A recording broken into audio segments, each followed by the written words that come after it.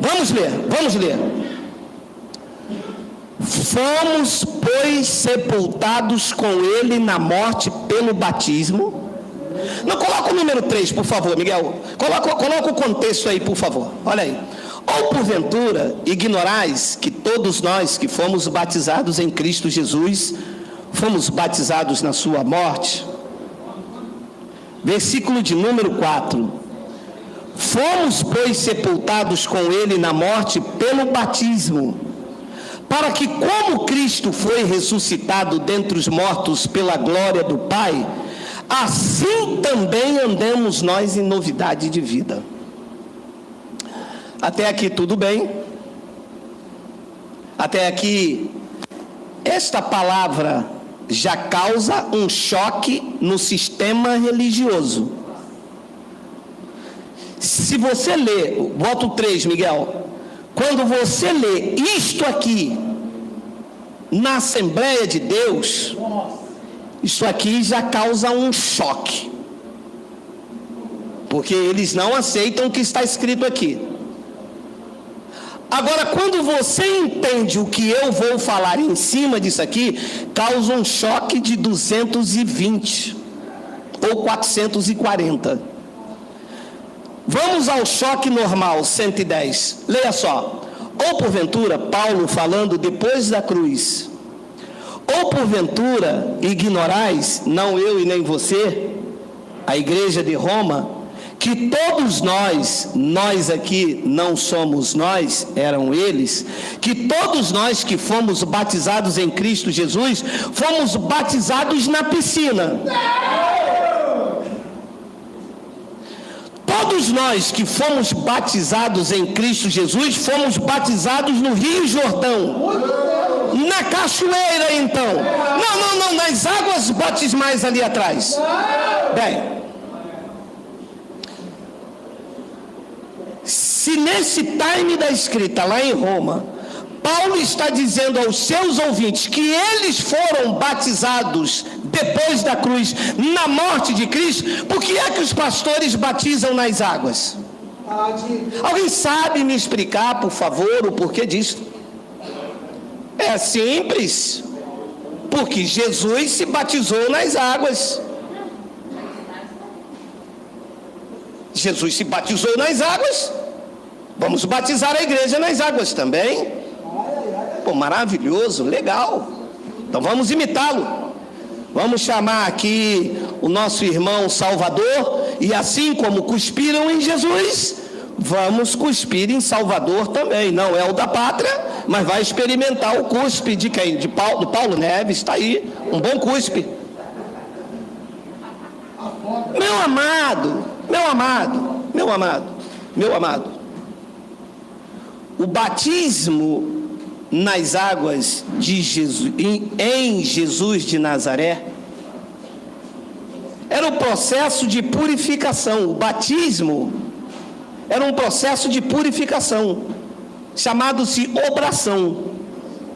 Segundo a lei, o cordeiro, quando iria ser sacrificado, está lá em Levítico, deveria ser lavado até as entranhas. Quem sabe disso, diga amém. Amém. E aí, lá no Rio Jordão, quem é que apareceu naquele dia? O Cordeiro de Deus. O que é que João Batista veio fazer? Preparar o caminho do Senhor. Aquele cordeiro também, segundo a lei, deveria ser lavado, deveria ser batizado, deveria ser imerso, mergulhado. E quando ele pegou aquele cordeiro, o Cordeiro de Deus se apresentou, João disse: eu é que deveria ser batizado por ti, com esse batismo. E ele disse: não, por enquanto deixa que se cumpra toda a justiça. E aí ele lavou o Cordeiro de Deus, preparando-o para a sua morte. Quem foi que batizou João Batista? Ninguém.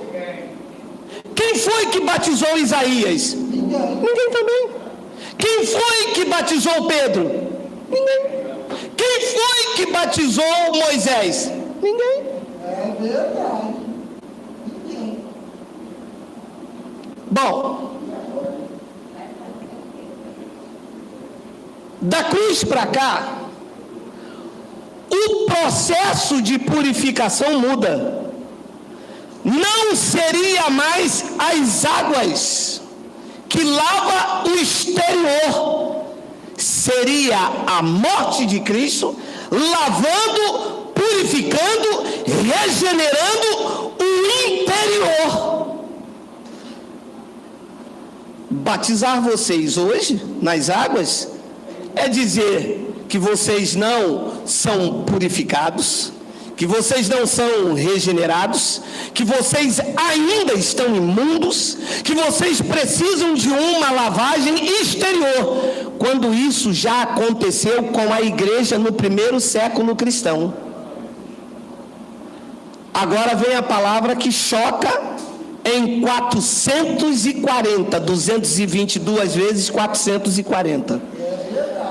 Nenhum de nós que estamos aqui passamos pelo batismo das águas e nem por aquele batismo. Que isso? Eu não fui batizado em Cristo? Claro que não. Ah, agora eu vou embora. Solta os 4 Omicron aí. Pode soltar. Quem vai? Ah, tá indo um só. Ah, não, vai, voltou. Abençoado.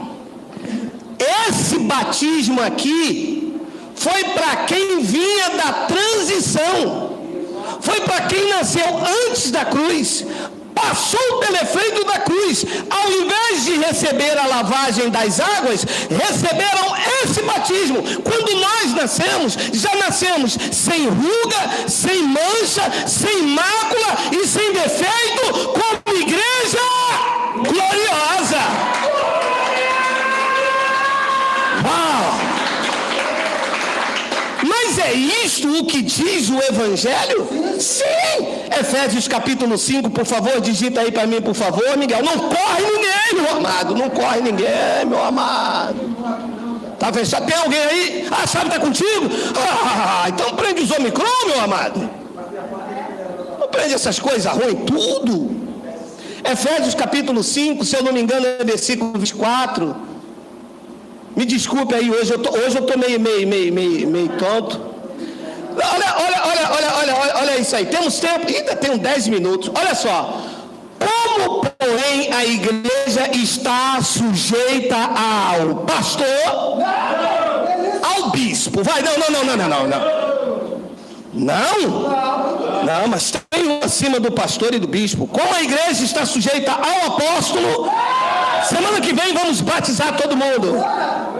Vai, gente, verão, pô, é legal. Leva a turma para dar um mergulho na praia de Ramos, domingo de sol. Adivinha para onde nós vamos? Ah, lá eles conhecem.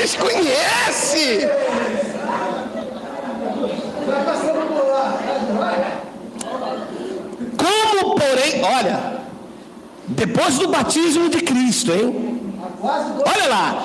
Como, porém, a igreja está sujeita a Cristo, assim também as mulheres sejam todas submissas ao seu marido. Paulo está usando uma analogia, que Paulo não entendia nada de casamento. Quem entende de casamento somos nós. Paulo não casou, meu amado. Paulo não deu bitoca, meu amado. Paulo não sentiu o cheiro do shampoo, do Neutrox. Nós sim. Maridos, amai vossa mulher, e como também Cristo amou a igreja e a si mesmo se entregou por ela, para que a santificasse, tendo-a purificado por meio da lavagem de água pela... Parar e segura isso aqui. Ora, quem é a igreja de Cristo aqui, por favor, diga glória a Deus! Lavar você com água do batismo para quê, se você já foi lavado por água pela palavra? Geraldo, desgraçado. Ele me chama assim. Chama. Abre aí. Aí a vozinha. Para que a santificasse, tendo-a purificado por meio da lavagem de água pela palavra. Um deles, teólogo, cão guloso, ventre preguiçoso, do qual o Deus é o ventre, disse: mas essa igreja aqui é o templo que já está purificado como casa de Deus. Não são as vidas, não. As pessoas são pecadoras, sim, Senhor. Eu disse: nossa, como o Senhor é sábio. A igreja não são paredes. A igreja são vidas libertas, regeneradas, sem as algemas da religião, livres. Essas que são a igreja de Cristo, com seu sacerdote eterno, imutável, para que a santificasse, tendo-a purificado por meio da lavagem de água pela palavra. 27, para apresentar a si mesmo igreja desgraçada, toda a terra. Igreja o quê? Aonde está a igreja gloriosa? Por favor, dê um glória a Deus. Dê um glória a Deus. Aonde está? Onde está? Onde está? Onde está? Onde está? Onde está? Igreja gloriosa. Não acabou?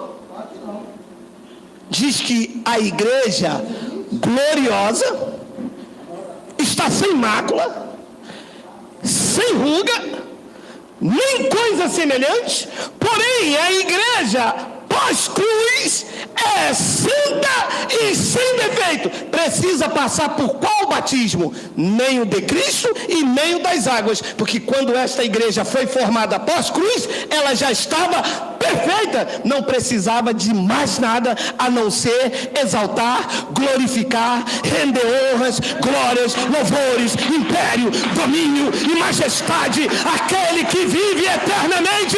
Posso ouvir um amém? Amém. Aí vai eu então aqui agora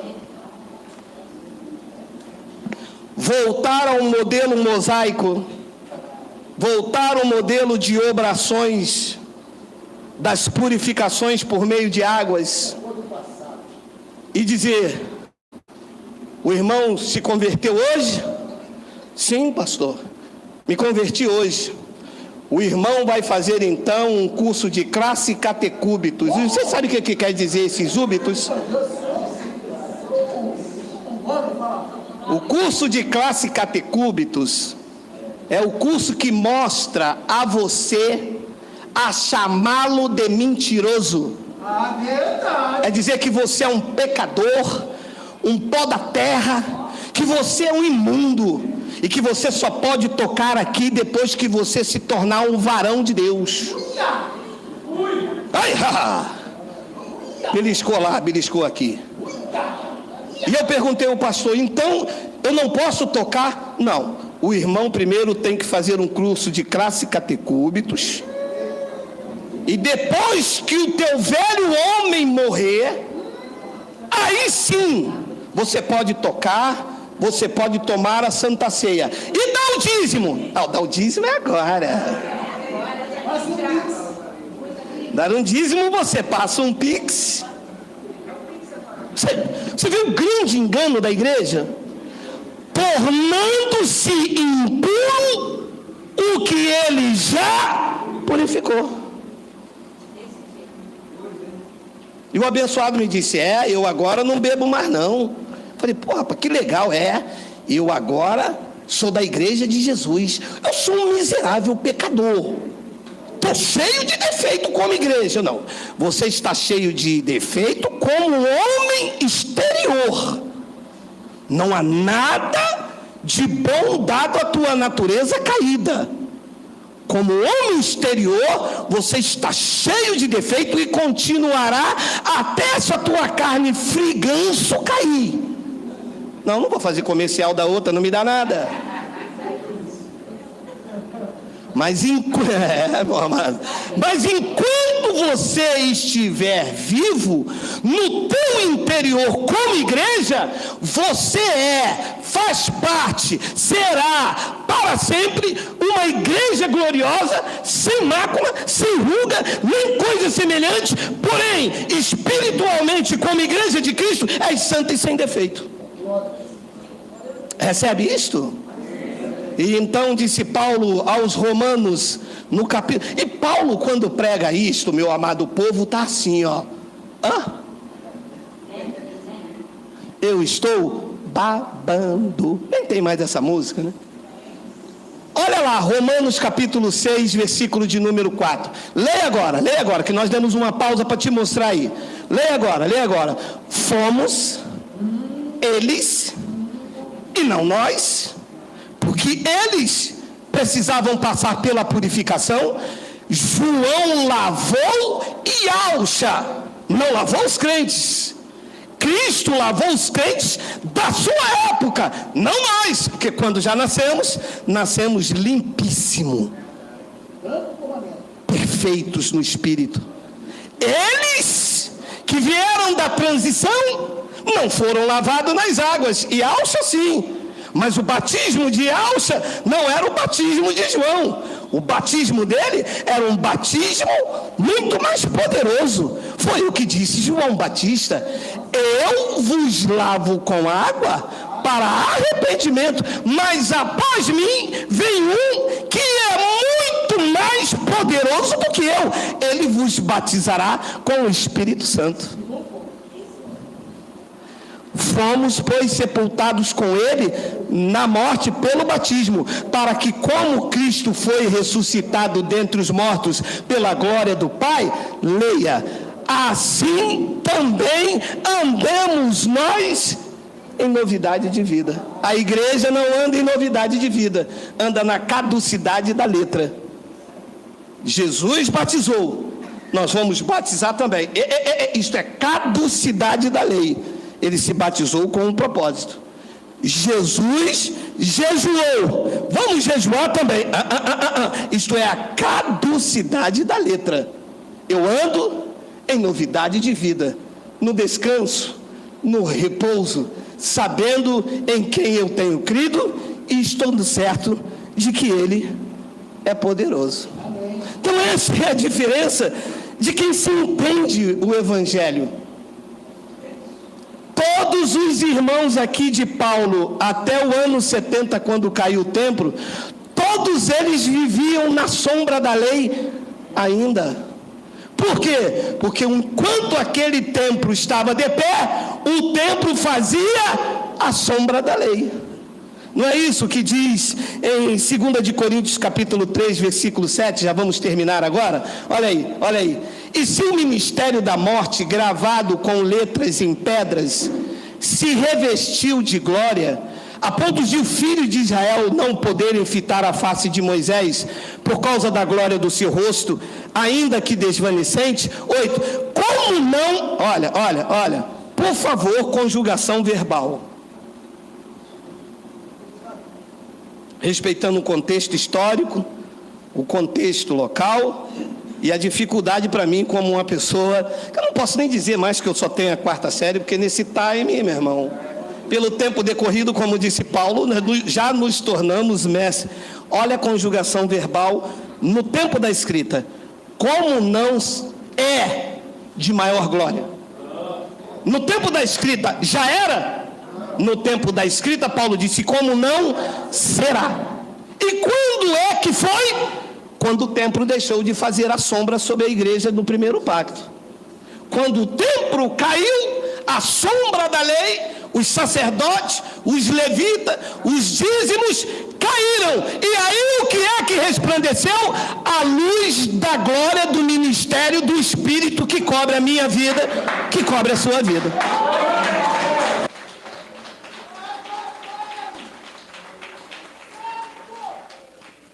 Olha, mediante o sacrifício de Cristo, não existe nada que se faça. Deu ruim aí, Miguel? Não, mas não é possível, Miguel. Tá ruim. Acabou, Miguel? É o meu dedo? Ah, meu pai. Mediante o sacrifício de Cristo. Tá sem som? Não, tá baixo. Tá baixo, Miguel. Vê aí, Miguel. Você tá coisado? Eu vou pegar o outro aqui, Miguel. Tem mais aqui. Ué, sem ruga, sem mancha e sem defeito. Alô.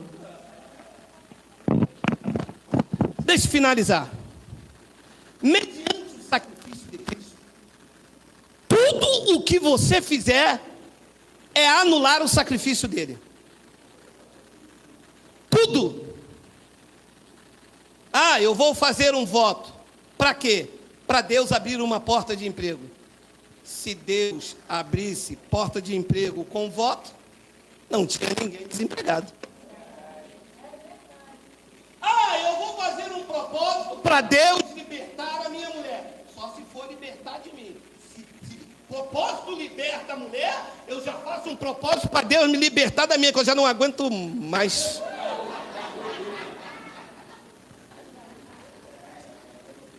Olha, Gálatas capítulo de número 2, versículo de número 17.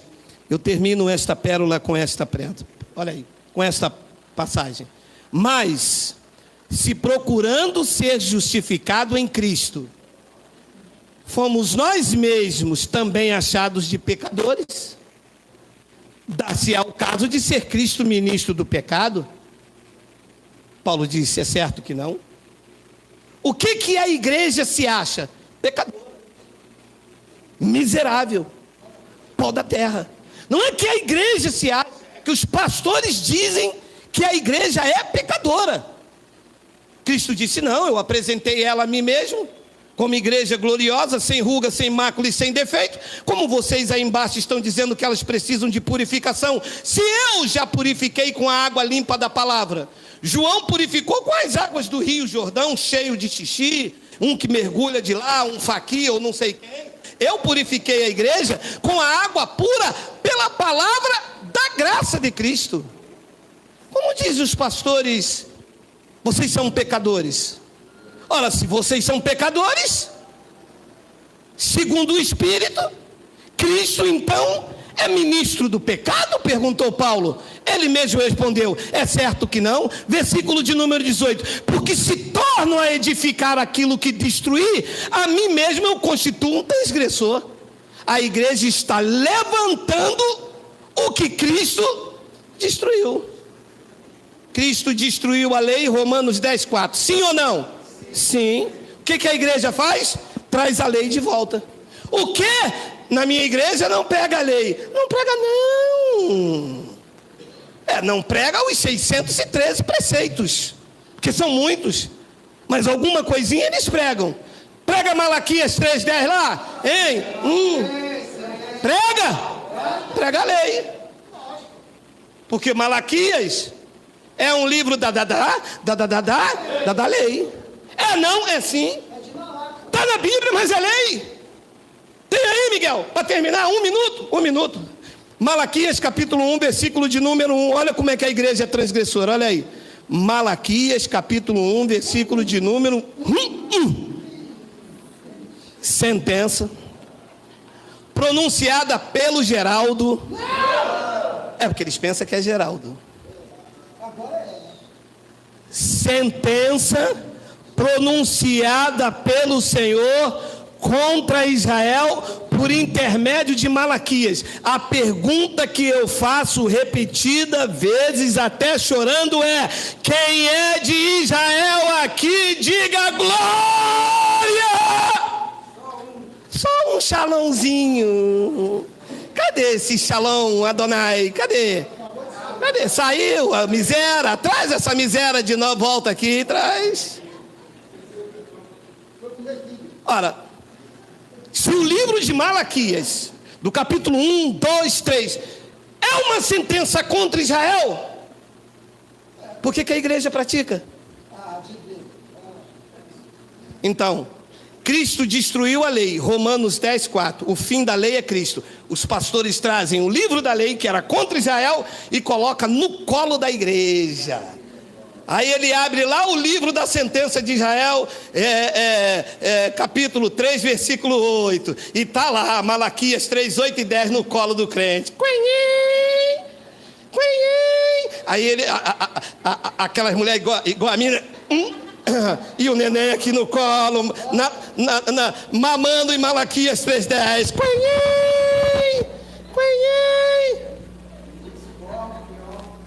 E o cofre lá atrás abarrotado. E o crente dá papinha na boca dele com mel. E o pastor bolachudão, barriga igual a minha.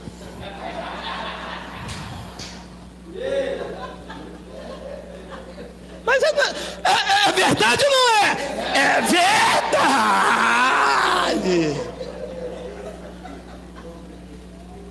Está vendo aí? Geraldo, mas eu nunca li isso. Leu hoje a primeira vez. E assim a igreja se torna transgressora, profanando o sangue da aliança. Se torna um livre vivendo como escravo. Foi como a pregação da semana passada. O escravo pensando que é livre. Conhecereis a verdade e a verdade te libertará. E a algema da lei nos dois pulsos e na mente. A primeira coisa que eles fazem é: pega quando você entra, vem diante do pastor aceitar Jesus. Aí quando ele aceita Jesus, o pastor mete a mão no cérebro dele e diz: me dá isso aqui, que aqui você não precisa pensar. Se aqui você não pode pensar e nem ler a Bíblia. Porque quando eu abria o evangélico, eu falava: mas espera aí, pastor, o senhor está pregando Malaquias para mim, para Jô, mas eu não sou de Israel física, né? Nós somos Israel de Deus. A Israel de Deus, a aliança espiritual. O senhor está pregando o profeta Malaquias, mas a lei e os profetas, pastor, não duraram até João? Está passando na minha frente? Você vai tocar no ungido do Senhor?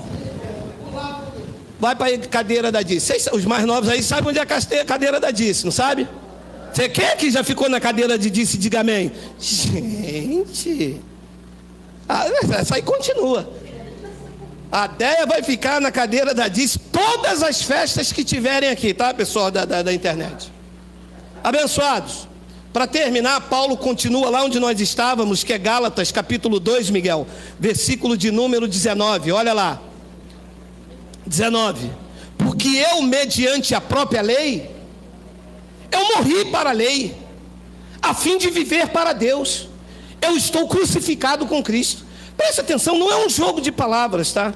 Enquanto você viver debaixo da lei, e 99% das igrejas evangélicas pregam a lei de Moisés. Enquanto você viver para a lei, estiver vivo para a lei, você não vive para Deus, você vive para o homem. É verdade. E quando sim você morre para a lei, pregou Paulo e prego eu, aí sim, quando eu morro para... Amado, vou ultrapassar, peraí, meu amado, eu morri para a lei, eu não levei um golpe da lei, estou aqui balançado pela lei. Você sabe, o que você foi fazer lá? Eu fui visitar a lei. Se você morreu, você ressuscitou? Ressuscitou. Ele ressuscitou, ele voltou na lei, ele ressuscitou. Não, amado, eu morri definitivamente para a lei, com a finalidade de viver para Deus. Eu estou crucificado com Cristo. Diz então o versículo de número 20, olha lá: logo, já não sou eu quem vive, mas Moisés vive em mim. Claro, isso aqui tem um rudimento, temos vídeo explicando sobre isso. E esse viver que agora tenho na carne, dizia Paulo no seu tempo, eu vivo pela fé no Filho de Deus, que me amou e assim mesmo se entregou por mim. 21, eu não anulo a graça de Deus. Se a justiça para a minha vida é mediante os batismos, é mediante os dízimos, é mediante a lei, Paulo diz, segue-se que Cristo morreu em vão. É o que fizemos a vida inteira, sem conhecer essas verdades maravilhosas do Evangelho da graça de Deus. Muito obrigado. A Ele